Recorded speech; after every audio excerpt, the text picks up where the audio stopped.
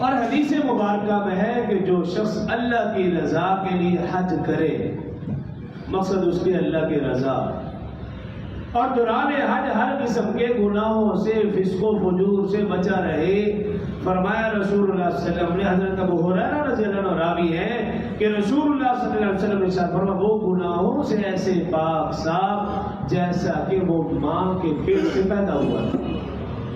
گویا گناہ ہے ہی نہیں اس کے ذمہ، شرط کیا ہے؟ اس کی نیت درست ہو، دوران حج کسی کو تکلیف نہ پہنچی ہو، نیت درست، اعمال درست، اللہ کے ہاں اس کا پورا بلکہ شیان شان اجر عظیم ملے گا۔ کیوں؟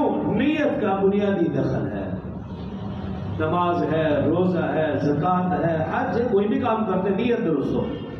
خدا نخواستہ نیت میں فطور، لاکھوں روپے خرچ کرنے کے باوجود بھی اس کے اوپر اجر و ثواب ہرگز نہیں، بلکہ اللہ کی طرف سے پکڑ۔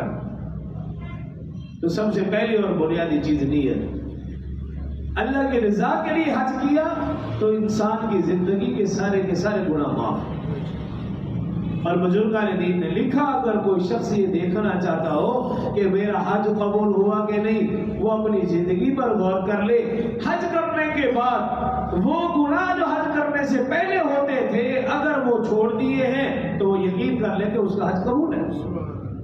اگر خدا نہ خواستہ انسان پھر ان گناہوں میں ملوث ہے، اس کو فکر کرنی چاہیے، اللہ سے توبہ کرنی چاہیے۔